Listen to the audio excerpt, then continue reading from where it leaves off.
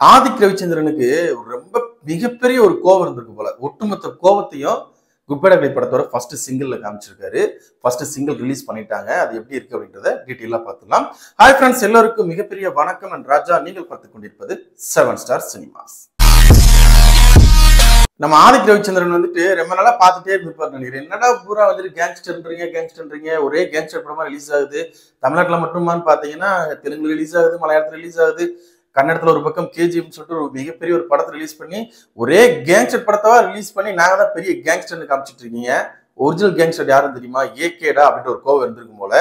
So ஒட்டுமொத்த கோவத்தையும் first சிங்கிள்ல அந்த லிரிக்ஸ்ல வந்து அவர் என்னதான் வந்துட்டு விஷ்ணுவிடம் எழுதியிருந்தாலும் எனக்கு என்னமோ டவுட்டா இருக்கு.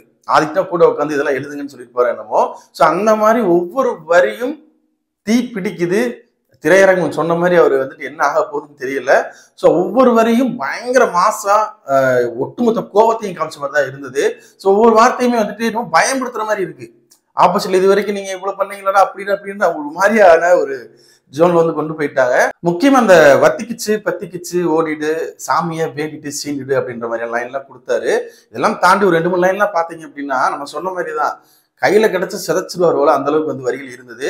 எனக்கு 2-3 வரிகள் வந்துட்டு பார்க்கும்போது பயங்கரமா இருந்துச்சு இல்ல, உண்மையிலேயே வந்துட்டு வேற லெவல்ல இருந்துச்சு. இந்த வரியில எப்படி யோசிச்சு எழுதுனாங்கன்னே தெரியல. ஒருவேளை வந்துட்டு இவ்வளவு வெறி இவ்வளவு நாள் வச்சிருந்தாரான்றதே ஒரு கேள்வியா தான் வருது. யார் மேல இருந்த கோபம், யாரை திட்டுறாரு, இல்ல யாரை இதெல்லாம் சொல்றாருன்ற மாதிரியான ஒரு கேள்வியில நமக்குள்ள வர ஆரம்பிச்சிருச்சு. அதுல முக்கியமா பாத்தீங்க அப்படின்னு நரகத்துக்கே தெரியணும், அந்த யமனுக்கே புரியணும், உலகத்துக்கே கேட்கட்டும், செவி கிளியட்டும். இது கூட வந்துட்டு ஓப்பனிங்ல வந்துட்டு அந்த ஒரு 2-3 வரிகளுக்கு அப்புறம் வரும். ஸோ இந்த பாட்டை வந்து கேட்டு வந்து உங்க காதெல்லாம் வந்துட்டு கிளியட்டும்ன்ற மாதிரி சொன்னாருன்னு கூட வச்சுக்கலாம். ஆனா அடுத்த ஒரு வரி சொன்னாரு, முறைச்சவன்லாம் சவப்பெட்டியை ரெடியாக்கி பத்திரமா வச்சுக்கணும், எலும்பெல்லாம் அப்பளமா நொறுங்கிடும் அப்படின்ற மாதிரி, நொறுங்கிடும்டா அப்படின்ற மாதிரி சொல்லியிருக்காரு. யார சொல்றாருன்னு எனக்கு தெரியல. ஆனா வந்துட்டு ஒரு ஆள் மேல ஒரு சைடு ஒரு ஒரு கூட்டத்து மேல மிகப்பெரிய கோபத்துல இருந்திருப்பாரு போல. அவங்கள எதுவும் சொல்றாரா இல்ல யார சொல்றாருன்னு தெரியல. ஆனா வந்துட்டு இந்த வரியெல்லாம் எந்த அஜித் ஃபேனும் யோசிச்சுக்க கூட மாட்டாங்க. உண்மையிலே ஒரு யோஜி சமம் தான் பண்ணிருக்க. உன்ன மாதிரி ஒரு டைஹார்ட் ஃபேன் நான் பார்த்ததே கிடையாது. இந்த அளவுக்கு வந்து வெறித்தனமா யாருமே வந்து எழுதியிருக்க மாட்டாங்க. பயங்கரமா எழுதியிருக்கு. இன்னொரு வரிகள் பாத்தீங்க அப்படின்னா, வெறியேத்தி சும்மா திமிர காட்டி எகிராத, ஆர்ஐபி உனக்கு போஸ்டர் உண்டு மறக்காதன்ற வார்த்தைக்கு நம்மால் கத்திட்டு இருப்பாப்புல, மறக்காத அப்படின்னு. வந்து எந்த அளவுக்கு வந்துட்டு ஒரு பயங்கரமான ஒரு டைஹார்ட் ஃபேனா இருந்தா இந்த மாதிரி வரிகள்லாம் யோசிப்பாங்கன்னு தெரியல. லாஸ்ட்ல கூட அந்த ஒரிஜினல் கேங்ஸ்டர் ஏகே அப்படின்றது கூட நல்லா இருந்தது. ஸோ ஓவரால் வரிகள் எல்லாமே தாறுமாறா இருந்துச்சு அப்படின்னு சொல்லலாம். சின்ன பாட்டு தான், கண்டிப்பா அது வந்து ஓப்பனிங் சாங் கிடையாது, இன்ட்ரோ சாங் கிடையாது. பில்லாட்டோல வந்துட்டு ஒரு அஜித் சார் வந்துட்டு ஒரு ஒரு லெவலுக்கு மேல பெரிய லெவல்ல வளரும் போது ஒரு பாட்டு இருக்கும் இல்லையா? ஸோ எனக்கு தெரிஞ்சு ப்ரீ கிளைமேக்ஸ் முன்னாடி இந்த பாட்டு வர்றதுக்கான வாய்ப்புகள் இருக்கு. எதிரெல்லாம் தும்சம் பண்றதுக்கு நம்ம அஜித் சார் வந்து அந்த காரை எடுத்துட்டு கிளம்புவார்னு நினைக்கிறேன். ஒரு எல்லோ கலர் கார் வந்து அந்த டீசர்லயும் பார்த்திருப்பீங்க, இதுலயுமே பார்த்திருப்பீங்க. அதை ரொம்ப மெயினா காமிக்கிறாங்க. அதுதான் வந்துட்டு ப்ரீ கிளைமேக்ஸ் முன்னாடி இருக்கக்கூடிய போர்ஷனா இருக்கலாம். அதுல இந்த பாட்டு வர்றதுக்கான வாய்ப்புகள் நிறையவே இருக்கு. ஸோ வந்துட்டு ஓவரால் பாட்டு எப்படி இருந்துச்சுன்னு கேட்டீங்கன்னா, எனக்கு பாட்டு ரொம்ப பிடிச்சிருந்தது. பட் நான் எதிர்பார்த்தது என்னன்னா, இன்ட்ரோ சாங் தான் வரும்னு நினைச்சு எதிர்பார்த்தேன். கண்டிப்பா அது இன்ட்ரோ சாங்கா இருக்கிறதுக்கான வாய்ப்புகள் இல்லை.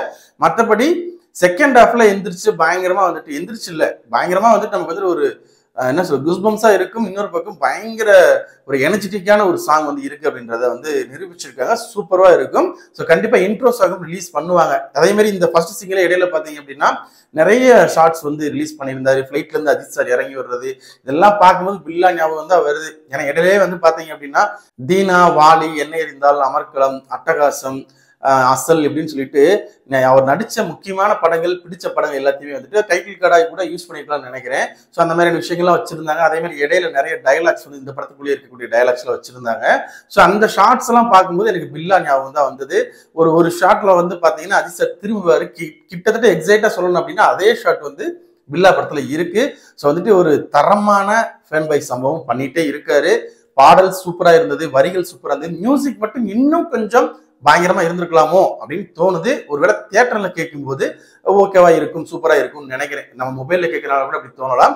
ஹெட்செட்லயும் கேட்கல நானு. பட் இருந்தாலும் எல்லாமே ஓவரால் தரமான சம்பவம் பண்ணியிருக்குன்னே சொல்லலாம். பாட்டு தாறுமாறு, தக்காளி சோறு அந்த மாதிரி சொல்லுவாங்க இல்லையா? அந்த மாதிரி இருக்கு. கேட்டுட்டு ஒரு 5-6 டைம் கேட்டே போரே அடிக்கல. எத்தனை டைம் வேணாலும் கேட்கலாம். ஸோ அந்த அளவுக்கு மாஸ் பண்ணியிருக்காரு. கேட்காதவங்களுக்கு டிஸ்கிரிப்ஷன் லிங்க் கொடுக்குறேன், கண்டிப்பா செக் பண்ணி பாருங்க. நம்ம சேனல்ல போற வீடியோஸ் பிடிச்சிருந்தா லைக் பண்ணுங்க, கமெண்ட் பண்ணுங்க, ஷேர் பண்ணுங்க. அப்படியே நம்ம சேனலை கொஞ்சம் சப்ஸ்கிரைப் பண்ணி சப்போர்ட் பண்ணுங்க. அப்புறம் அடுத்த வீடியோஸ் போறதுக்கு மோட்டிவேஷனா இருக்கும். Thank you friends.